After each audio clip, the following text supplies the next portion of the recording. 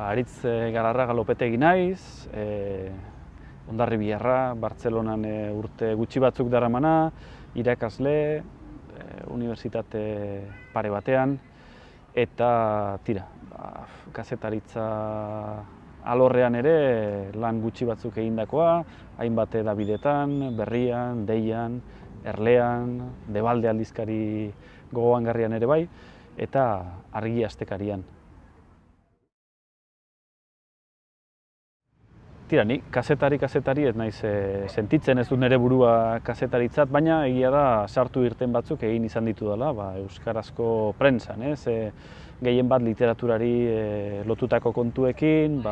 dela liburu iruzkinekin edo literatura erreportaje artikuluekin eta gero ere elkarrizketa gutxi batzuk egin ditut, idazleekin eta bestelako kultura agenteekin eta eta kazetaritzan ere burua ikusten dut ia arrotz bat bezala edo intruso bat bezala, beste norbaiten etxean banengo bezala eta ez etxe propioan eta horregatik tira, batzuetan naiz erabat eroso sentitzen, baina beste kanpoko perspektiba horrek ere laguntzen diela gauzak beste modu lasaiago batean eta hartzeko.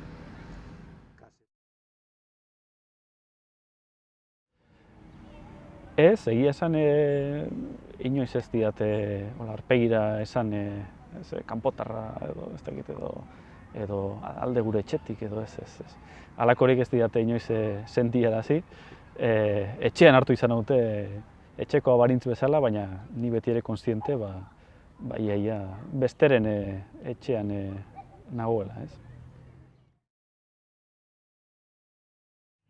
Hasi nintzen egia esan, izango dira 12-13 bat urte, 2004-2005 urtean,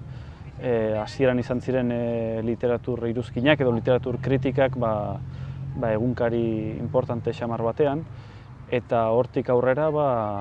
kontua ez da geratu gaurko egunera arte, eta urte hauetan guztietan, adibidez literatur kritikak izango dira 200 inguru, eta bestelako elkarrizketa, artikulu eta erreportajeak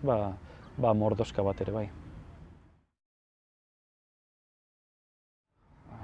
Galdera hau ez da oso erreza eta oso erantzuteko konplikatua da, gurea oso mundu txikia da eta izenak ematen hastea ez dakit gauzarik zuzenena den, baina beti daude referenteak,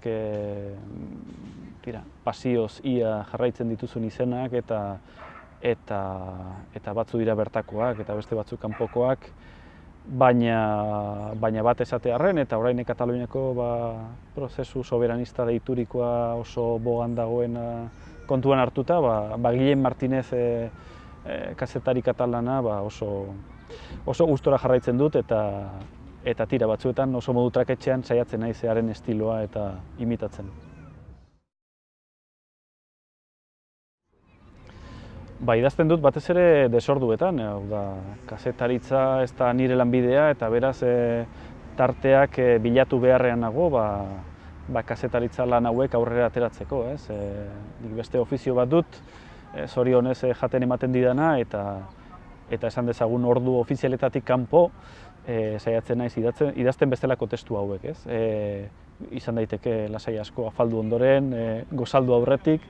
eta bazkaldu bitartean ere.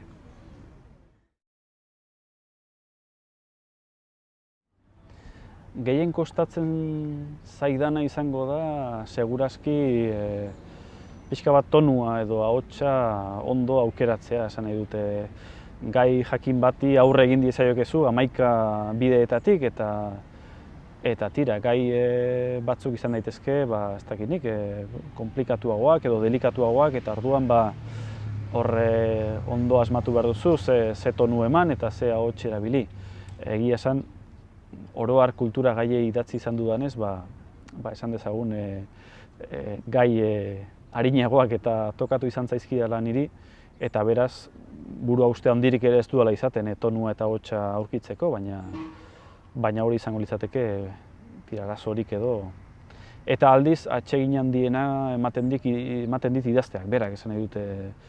Gero ez dakit irakurleak hori jasoko ote duen, baina nik normalean idatzi bitartean oso ondo pasatzen dut, esaten ditudan gauzak esaten eta esaten dudan moduarekin, eta tira, nahiko nuke irakurleak ere hain ondo edo gutxienez ondo pasatzea irakurtzen. Esan dezagun nire gaia literatura litzatekeela, esan dute ikasketaz ere, tira, literaturaren teoria ikasi izan dudanez, hori litzateke nire a priori nire gaia, baina gero egia da oso eroso sentitu izan naizela, bestelako kontu batzuez idazten ere, adibidez arteaz idaztea tokatu izan zaidanean, edo musikaz, edo tira, politikaz ere gauzatxo batzuk idatzi izan ditudanean, tira, izango da ahots bilaketa horregatik edo, baina tira, eroso sentitu izan naiz eta ondo pasa izan dut. Badut asignatura pendiente bat eta da futbolaz idaztea.